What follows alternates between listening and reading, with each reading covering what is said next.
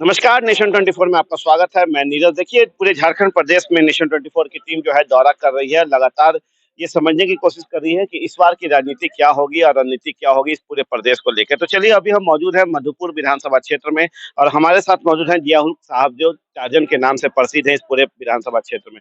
इनसे हम बात करते हैं। आपको हम बता दें कि ये नगर पालिका के चेयरमैन भी हैं और लगातार समाज सेवी हैं। लगातार बीच में जो है बने रहते हैं, लोगों को शिक्षा, बच्चों को, छोटे-छोटे बच्चों को, करीब-करीब 200 बच्चों को जो है ये शिक्षा भी देते हैं निःशुल्क।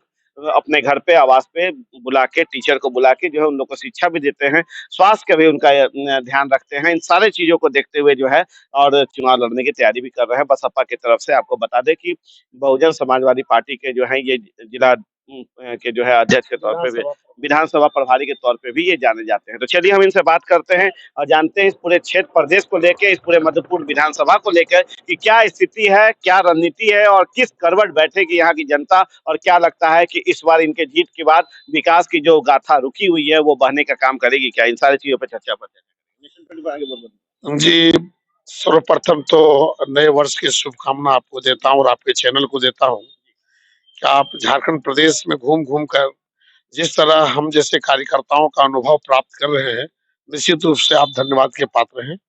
ये मधुपुर विधानसभा में आपका स्वागत है और चूँकि हम मधुपुर विधानसभा में आज से नहीं, विगत हम 30 वर्षों से राजनीतिक जीवन हमारा है और इस राजनीतिक जीवन में मैं कई एक दल, कई संगठन, कई सारे कार्य, हमारी पत्नी यहाँ जिला परिषद रह चुकी है, हाँ, मैं अभी चेयरमैन, डिप्टी चेयरमैन मधुपुर हूँ।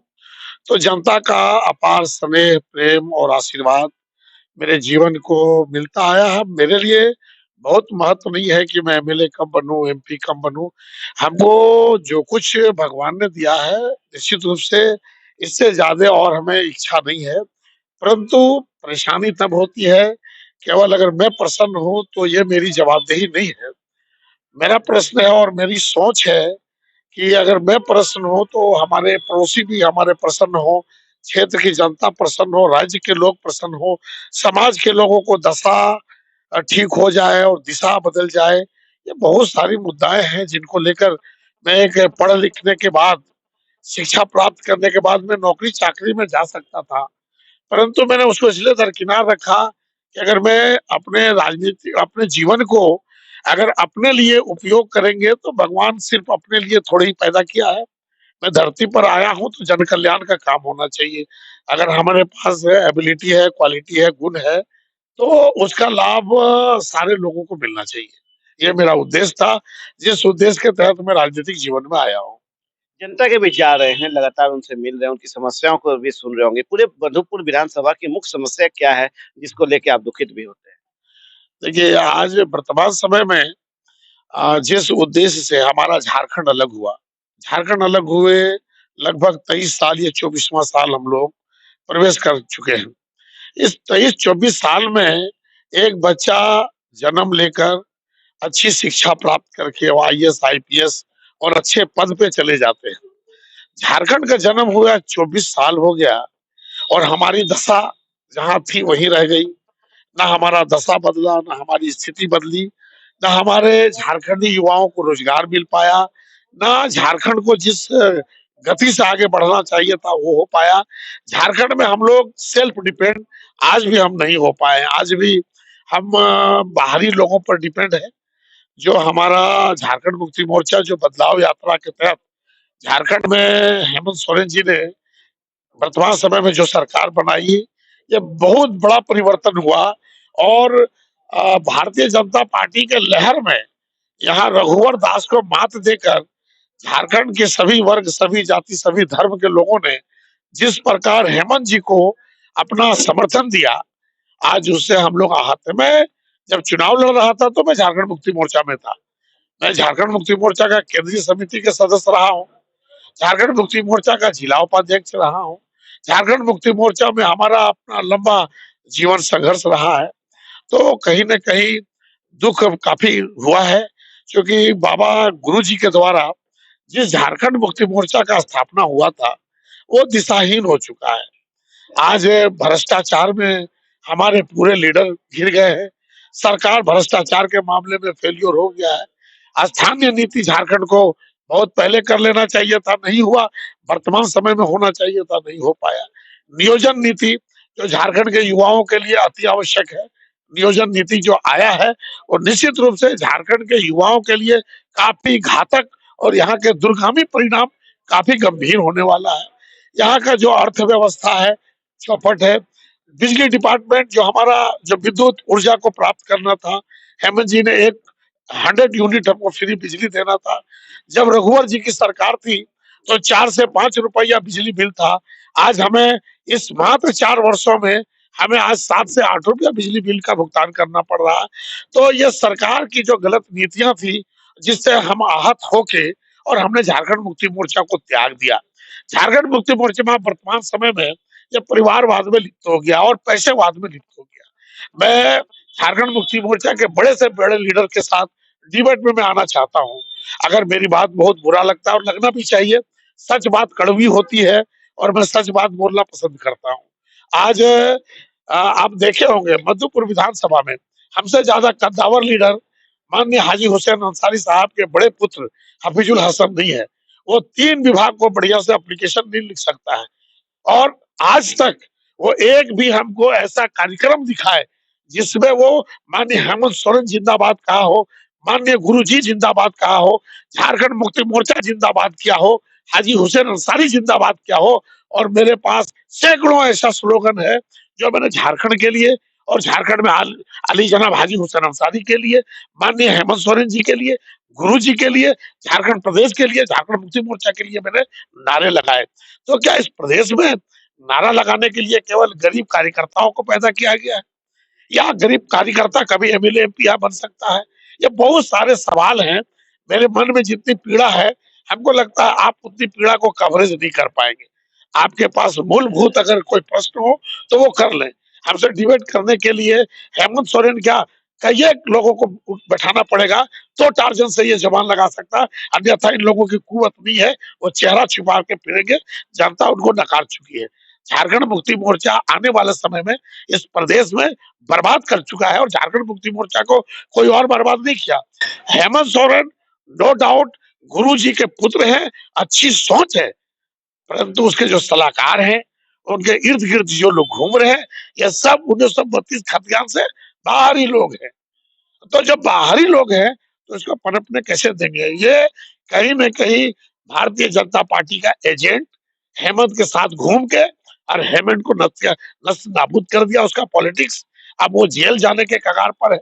अभी तक इनको जवाब देना चाहिए। ये संवैधानिक जो भाषा है और संवैधानिक कार्यों में उनको सहयोग करना चाहिए। एक मुख्यमंत्री और एक कार्य, ठीक है, हम मानता हूँ वर्तमान समय में ये नेशनल जो लीडरशिप है कहीं न कहीं डिक्टेटरशिप है, मैं मानता हूँ। लेकिन हमें भी उसका उसी ढंग से जवाब देना चाहिए। तो बहुत सारी बातें हैं, क्या बहुत बताऊँ, पीड़ा है आपको, बहुत सारी बहुत पीड़ा है। बहुत पीड़ा है। जी, बहुत सारी पीड़ाएँ हैं। आज जनता क्या है, आज भी हमारी बहन वही पत्ता तोड़ रही है, आज भी झारखंड में वही महुआ दारू बेच रहा है, आज भी हमारे युवा पलायन कर रहे हैं, आज भी हमारे पढ़े-लिखे लोग चोरी-चमारी में फँसे हुए हैं, आज भी हमारा कोयला लूटा जा रहा है, आज भी हमारी बिजली अन्य राज्यों को दिया जा रहा है, आज भी झारखंड के लोग परेशान हाल हैं। आज हमारा मजदूर पलायन अब बॉम्बे चल जाए, हमारी आदिवासी महिलाएं आज बॉम्बे में, दिल्ली में, गोवा में, आपका जाके सूरत में बाथरूम और नाली साफ कर रहा है। क्या इस दिन के लिए हम लोगों ने झारखंड को अलग करवाया था? बहुत सारी है। अब रही बात हमारा जो सामाजिक राजनीति, लोग आता है पहले परिवार, समाज, गांव, मोहल्ला, देश प्रदेश पर बात करते। मैं जिस समाज से आता हूँ, आज प्रदेश में 26% अकलियत वोट है, जो वन साइडेड झारखंड मुक्ति मोर्चा को पोल करती है। दुख इस बात से लगता है, मॉब लिंचिंग, कुछ बदमाश समाज में जो लोग गलत है, मैं सारे समाज को मैं दोषी नहीं दूंगा, लेकिन समाज में जो गलत लोग हैं, आनन फानन में अपने स्वार्थ के लिए मॉब लिंचिंग कर दिया। चलिए मॉब लिंचिंग हो गई, सरकार को न्यूट्रल होना चाहिए। आप कुछ लोगों को मॉब लिंचिंग में पैसा भी दे दिए, नौकरी भी दे दिए। लेकिन मैं हेमंत सरकार से पूछना चाहता हूं कि इस आपके भी समय में झारखंड अलग हुए अभी तक 65 से 70 मॉब लिंचिंग हुआ, जिसमें लगभग 55 सिर्फ और सिर्फ अकलियत बच्चों का मॉब लिंचिंग हो गया। एक भी परिवार को क्या आपने नौकरी दिया? एक भी परिवार को अनुदान राशि दिया? एक भी परिवार के प्रति आपने कुछ किया? कुछ नहीं किया। यहाँ की अकलियत से इस वोट के मामले में पूछना नहीं है। यहाँ हमारे जो कट्टर लोग हैं, हम लोगों को दिमाग में भर दिया है, हमको वोट दो नहीं तो भाजपा जीत जाएगा। है ना? जैसे भाजपा हार जाती है, सेकुलर पार्टियां हमको कहती है तुम्हारा एजेंडा पूरा, तो अगर तुमने भारतीय जनता पार्टी को हराने के लिए वोट दिया है, और बात भी सही है, हमारे पास कोई एजेंडा नहीं है, ना हम शिक्षा पे बात करते हैं, ना स्कूल पे बात करते हैं, ना स्वास्थ्य पे बात करते हैं।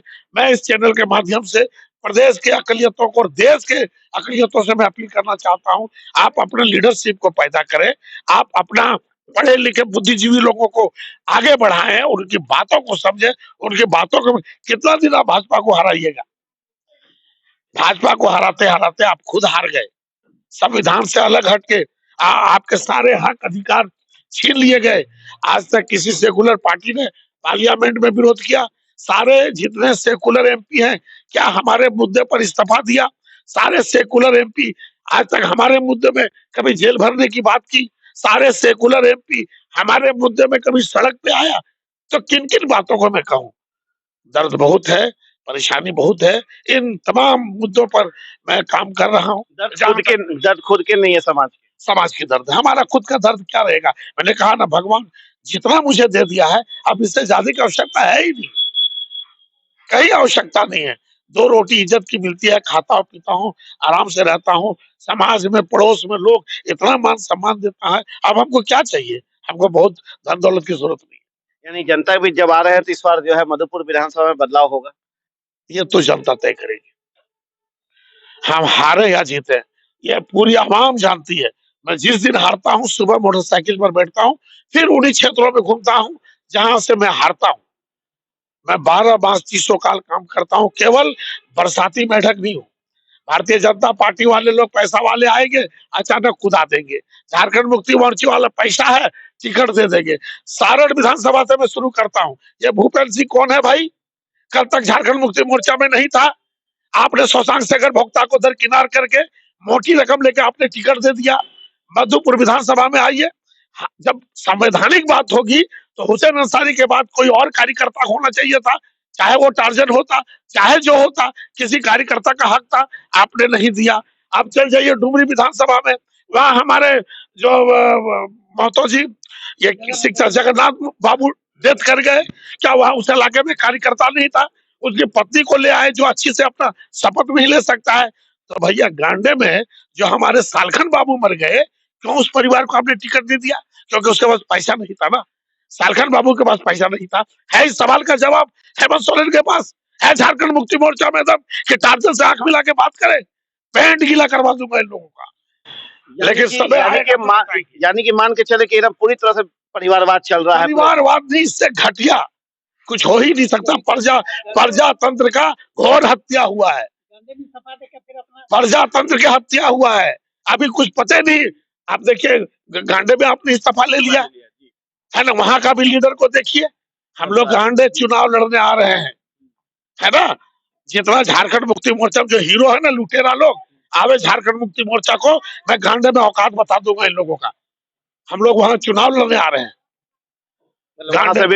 गांडे में 10 कैंडिडेट चुनाव लड़ेगा हर दल से, और अकलियत चुनाव लड़ेगा, और गांडे की मान मर्यादा प्रतिष्ठा की लड़ाई होगी। जमीन हमारा, राज तुम्हारा नहीं चलेगा।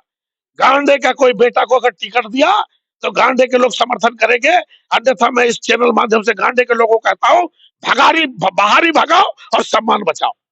ये मेरा नारा होगा गांडे में। बहुत आक्रोश है जो देखिए किस तरह से पीड़ा जो है अंदर का समाज के लिए, बिरादर के लिए जो है निकल रहा है, और हमारे सामने कर, और हम अपने माध्यम से सरकार से लेकर आवाम तक पहुंचाने का काम करेंगे। अगला सवाल है, क्या इसका मतलब मान के चले कि आपकी सरकार, आपके द्वारा ये सिर्फ वोट बैंक की राजनीति थी हेमंत जी? ये केवल आने वाले चुनाव का प्लानिंग के तहत सरकार के पैसे से अपना प्रचार प्रसार करता है, लेकिन कहता है ना कि जो बहुत शातिर होता है ना, वो अपने चाल में फंस जाता है। अब जो कार्यक्रम इन्होंने किया है, उस कार्यक्रम का जो फीडबैक है जनता को नहीं मिलेगी, वही भीड़ इसके विरुद्ध जाएगा।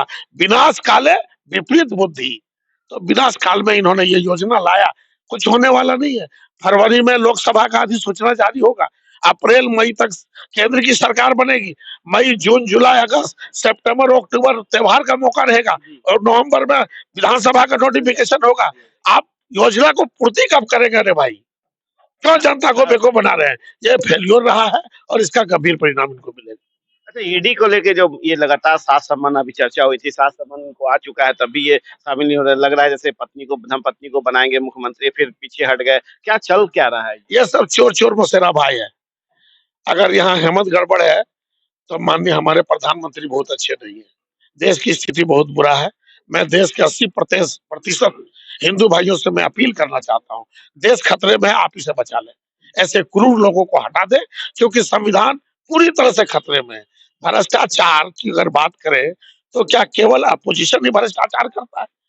मैं झारखंड मुक्ति मोर्चा का विरोधी हूँ और इस देश में अगर भारतीय जनता पार्टी आया है उसके लिए जिम्मेदार कांग्रेस है।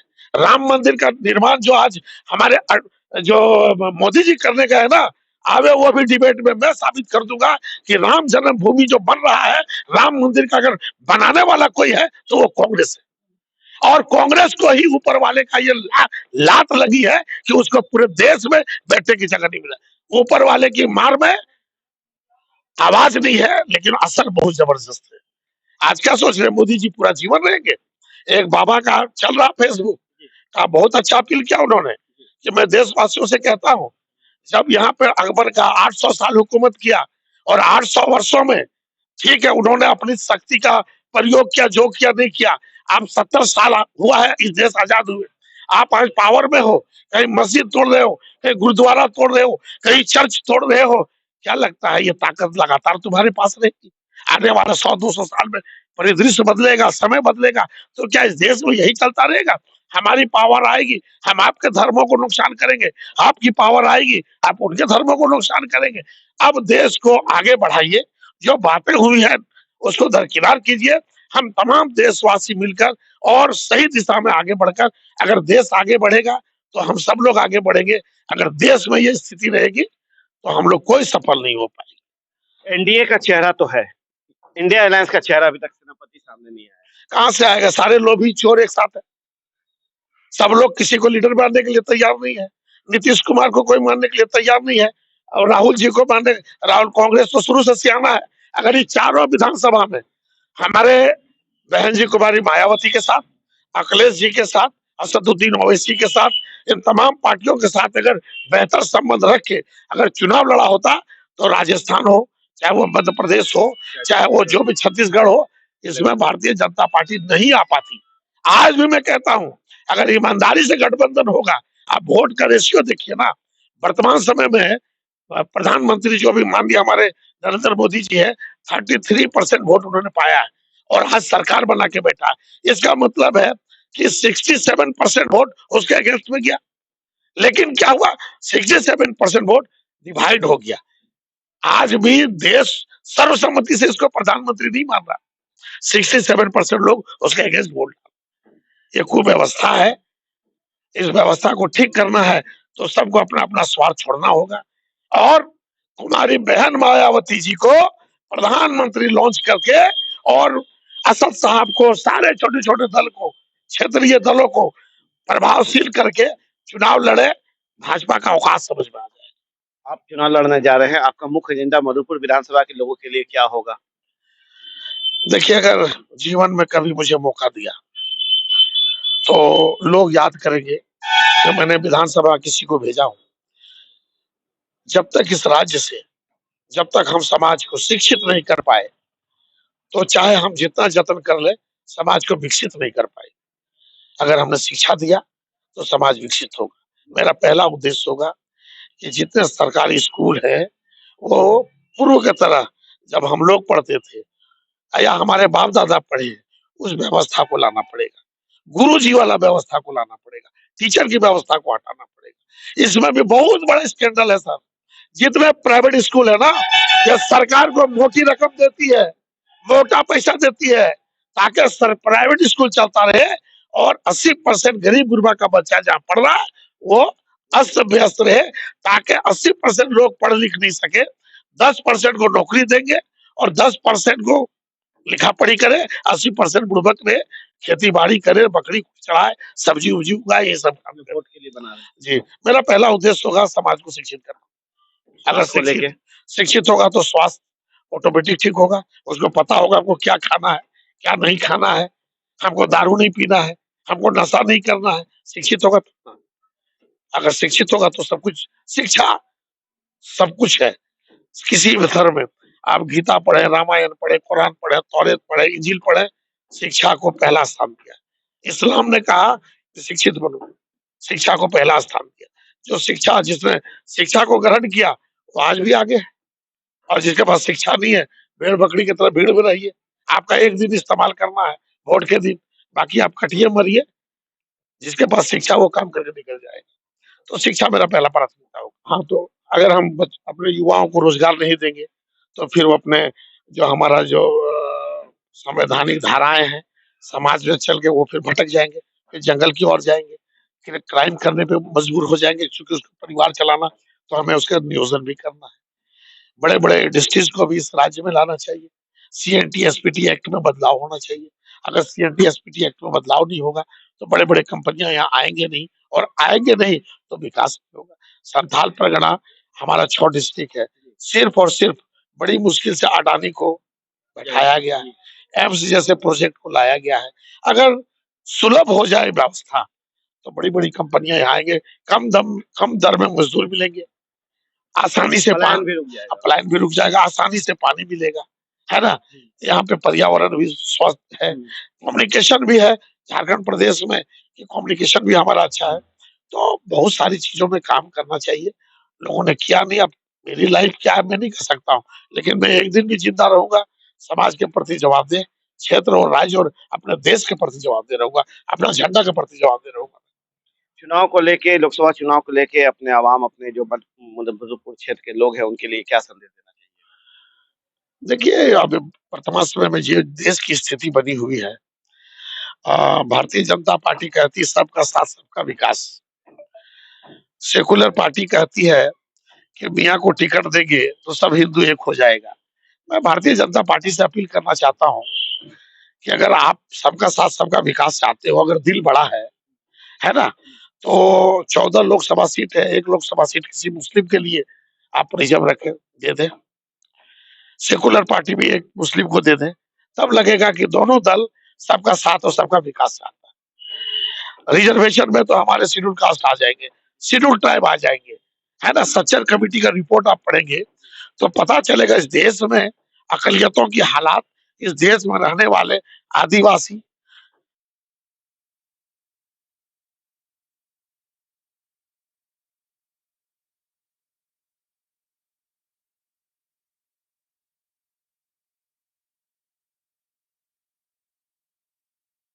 इस समाज का भागीदारी पार्लियामेंट और विधानसभा में नहीं होगा, वो अधूरा रहेगा, ये शोभा नहीं देगा, है ना। तो हम लोग इस मुद्दे पर क्या बोले, कुछ समझ में नहीं आता है। देश किस दिशा में जा रहा है ना। अपनी कुर्सी की लोभ में केवल मोदी जी को कुर्सी चाहिए, चाहे जितना बड़ा प्रोपगंडा हो जाए। राम जन्मभूमि का अभी जो पूजा पाठ होना है, उद्घाटन होना है, जानते हैं कितना बड़ा उन्होंने अपमान किया है लोगों का। वो लाल कृष्ण आडवाणी पहला व्यक्ति जिन्होंने रथ यात्रा निकाला और गांव गांव से राम लिखा हुआ ईंटे को कलेक्ट करवाए। वो मुरली मनोहर जोशी जिन्होंने ऊर्जावान तरीके से आवाज उठाए। वो कल्याण सिंह जिन्होंने काम किया। आज ये मोदी आया है, ऐसे लोगों को दरकिनार कर रहा है। तो इसके राजपाट में कोई सुरक्षित नहीं है। इसके राजपाट में गिने चुने लोग इस देश में नागरिक है, बाकी हम तमाम लोग विरोधी है। चाहे भाजपा में भी जो उसके खिलाफ आवाज उठाएगा वो भाजपा ही नहीं है। यशवंत सिन्हा जैसे लोग जो फॉरेन मिनिस्टर रह चुका था, फाइनेंस मिनिस्टर रह चुका है, उसके सामने एक चाय बेचने वाला क्या औकात है, वो प्रधानमंत्री बैठा हुआ। ये देश, ये हमारा देश है। इसको हम देश विश्व गुरु मानेंगे? कभी विश्व गुरु नहीं मानेंगे, और ना ही हम विश्व गुरु है। हम हर चीज में फेल्योर रहे। क्योंकि मैं पढ़ा लिखा हूँ, मैं लोगों से बात कर सकता हूँ, हर एक टॉपिक पर मैं बात कर सकता हूँ। इसीलिए आपके चैनल में उतना समय तो होगा नहीं, आप तो हमें उतना समय देंगे नहीं। इसीलिए जो हो सका काट-कूट के चलाइए और इस बात में हमसे कहीं अगर त्रुटि हुई हो, गलती हुई हो, तो अपने श्रोता भाइयों से मैं हाथ जोड़कर अपील करता हूँ, उन बातों को आप दरकिनार करें और जो हमारी अच्छी बात है, आप उसको स्मरण करें। निश्चित रूप से आप भी सफल रहेंगे और मैं भी सफल रहूँगा। चैनल को बहुत-बहुत धन्यवाद देता चलिए, बहुत बड़ी बात और बहुत पीड़ा को उन्होंने आज हमारे सामने रखा है और हम अपनी तरफ से वादा करते हैं कि इसमें कोई कटपेश नहीं होगा। जितनी बातें जितनी देर तक इन्होंने कही है, वो सारी बातें जो है टीवी पे आएगी, आवाम के पास जाएगी और डिजिटल मीडिया पे भी आएगी और ये लगातार चलता रहेगा और देखते रहेंगे और इनकी आवाज़ को हम हर जगह तक पहुँचाने का अब प्रदेश की बात नहीं रह गई, अब केंद्र की बात हो गई, अब देश की बात हो गई। तो ये सारी चीज़ें देश तक पहुँचेगी और प्रदेश पे तो पहुँच ही रहा है। तो ये सारी चीज़ों के साथ बहुत पीड़ा था इनके अंदर जिन्होंने अभी हमारे सामने प्रस्तुत किया। हर मामले को लेकर बात के बहुत बेबाकी ढंग से जो है अपनी पीड़ा को जताया और बताया है सारा कुछ और हम समझते हैं कि अवाम इस बातों को समझेगी, जानेगी और अपने माध्यम से आने वाले चुनाव में फैसला लेके जो है चुनाव में अपना मत का प्रयोग करेगी और जो सही होगा उसमें मत करके जो है उधर अधिकार देके जो है एक बड़े समाज को बनाने का काम करेगी। आप देख रहे हैं नेशन 24 न्यूज़। नमस्कार।